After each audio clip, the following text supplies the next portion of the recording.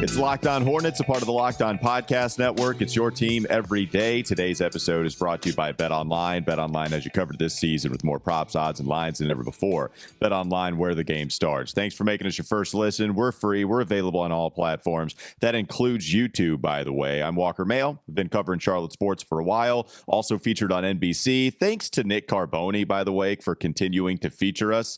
Nick Carboni, we got to get him back on to get his offseason thoughts. Big shouts to Nick Carboni, also appearing on CSL. Doug Carboni, Oni. Yeah, that's got to be the transition if we don't have Mike D'Antoni to do that with.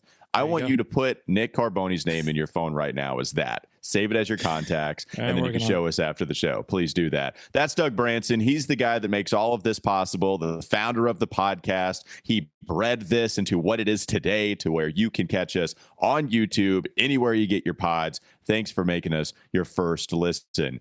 Doug, Miles Bridges in the news quite a bit for a lot of different reasons over this offseason. It started off with a bang, right? Especially at the beginning of the season where the guy is playing, putting up MVP numbers.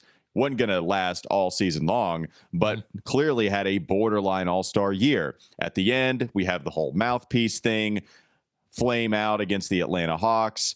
Now we're getting some of the other stuff that have happened on social media.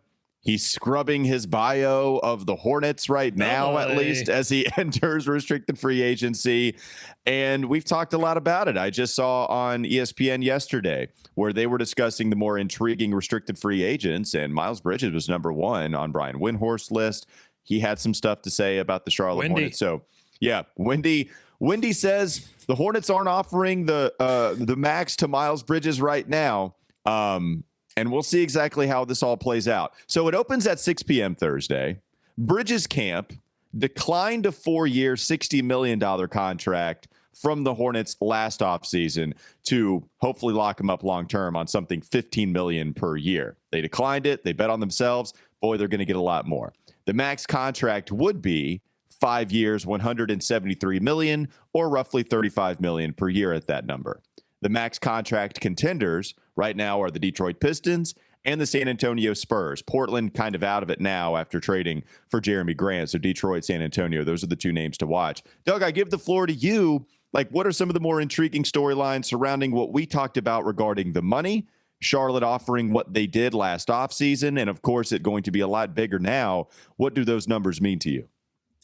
Well, just going back to what you said, the Bridges camp declining a 4-year, $60 million contract offer. I think if Bridges didn't have a camp, if it was just up to Miles Bridges, he may have accepted that offer. He enjoys playing for this franchise. He enjoys playing with LaMelo Ball. And I think he does deep down have a desire to stay with this franchise, a desire that sort of works against his, financial instincts.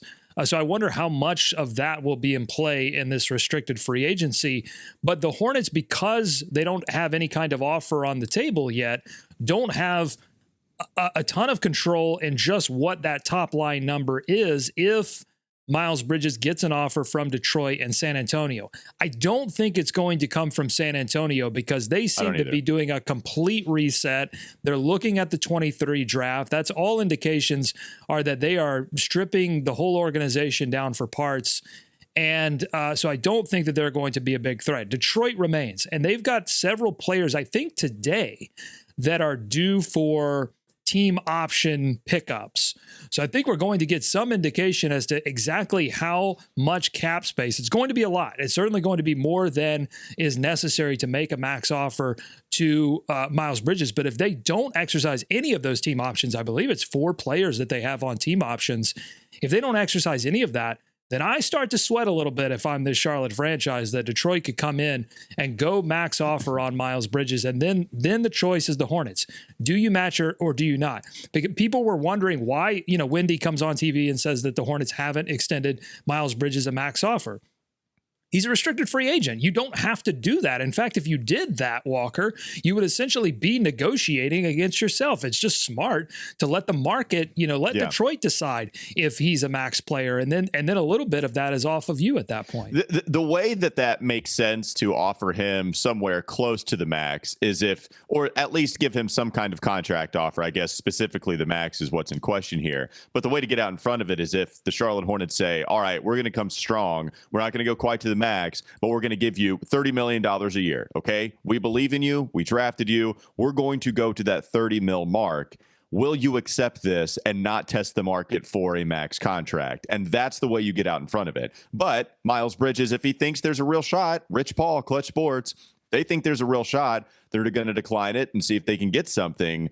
It could work against them in that tone. If Detroit or San Antonio says, well, what about 28 mil? And then, Charlotte still might just go ahead and give him the 30 million. But those are my thoughts on just how the Hornets could possibly get out in front of all of this if they wanted to.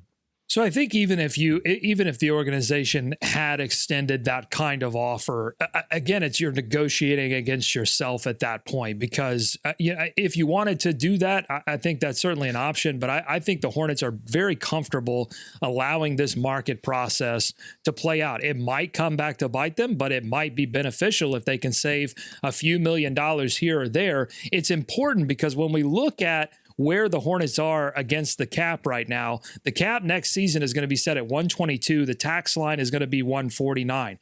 Right now, the Hornets picked up Jalen McDaniels' option. They've got to add Mark Williams and whatever guaranteed money they give to the second round pick, Bryce McGowens. Is it McGowens? Is that right? Did I get that right? McGowens? Yeah, very Perfect. Good. Great. Thank you. So that currently would put them at 111. I'm not counting Bryce because I don't know what that number is going to be. With second round picks, it could be all over the place. So we'll see what that guaranteed, probably around $1 to $2 million. Anyway, currently 111. Cap's 122. So if you sign Bridges to the max, or even if you sign him to a $30 million deal, you're looking at somewhere in the neighborhood of 135 to 145, depending on how the contract is structured. Is it front loaded? Is it back loaded? Typically on the max deals, players will work with teams to, backload it or front load it, but that's not always a given. You never know. Well, it's a lot of time, like Gordon Hayward, you're getting more money on the back end where it makes sense to give the player closer to the value they are now in case they wane, and it's going to get better, and players don't do that. So they usually get paid more, as it's always an increasing offer. Right, but it would help if they got that first year cap number a little bit lower. That would help the Charlotte Hornets because they've got decisions to make about another center possibly. Yeah.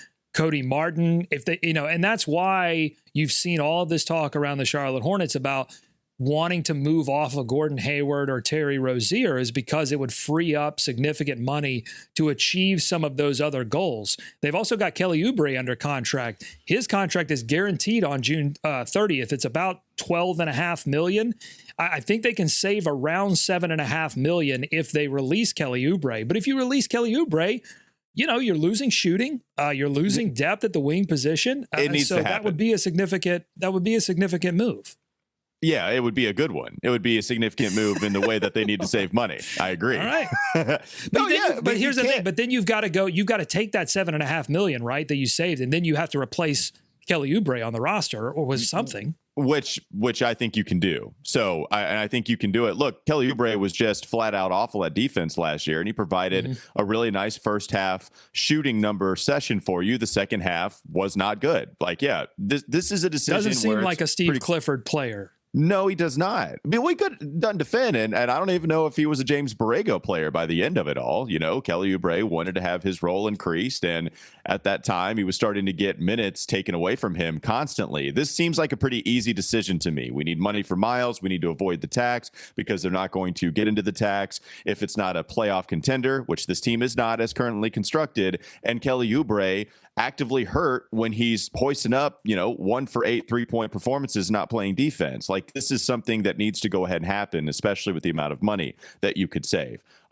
Going back to the beginning part of this, talking about the teams, Spurs, Detroit, I think there's a real shot Detroit does this. And I've seen Nada is one that doesn't think the Pistons are going to do it. I've seen a couple of Hornets handles, right, that haven't thought the Detroit Pistons are going to give Miles Bridges the max offer. To me, it makes sense that they would, because the money, the pieces they have in place right now are very young. They're not making a lot of money right now because they're rookies and second-year players. Hell, even your third-year player in Killian Hayes, he looks like he's a little busty. So Killian Hayes might just be something they're not going to keep long-term. Jaden Ivey, Cade Cunningham, those are the foundational pieces you have in place. Like, do you just throw a lot of money at Miles Bridges and then have him become the vet of the rebuild, with Cade Cunningham fitting well with Miles, Jaden Ivey being in the backcourt? All those guys can play with one another. Jalen Duren, right? Like that, he fits a need. He fits a guy that would come in and help them, especially with Jeremy Grant out. You can throw him the bag. You don't have to worry about Cade Cunningham extending him for a couple of years. Jaden Ivey even further than that. Jalen Duren, same thing. Doug, Detroit scares me. If Miles even has any wish of going back home. That's not the case for every player. It could be for Miles. So the Detroit is the one that scares me the most. Oh, absolutely. I think they're the only real contender at this point. And if you're Detroit, you might be of a mind to say, all right, we could definitely use Miles Bridges. We think he's worth the max. But even if we didn't want to, even if we weren't like immediately sold on him being a max player, you offer the max. And then if you think Charlotte's going to match it, then you've hurt a team that's probably honestly going to contend with you for those final couple of playoff spots next season. Yeah, exactly. So they have some FU money. They have some, we're just going to play with this team a little bit. We already traded them, Duren. You think they give us a break? It's like, come on. Yeah. It's like, well, even if they think, what are you, Duren? If they give him the match, that's what the Hornets should say. What are you, Duren? Yeah, we should have been asking that about the Charlotte Hornets. That should have been the title on the thumbnail uploaded to this YouTube. But we did. We just didn't have the play on words. But that's the one, right? Detroit's like, well, we don't really want to give Miles Bridges the max, but hell, we'll throw $35 million a year at him just to make the Hornets have to match. And if they don't, then what do?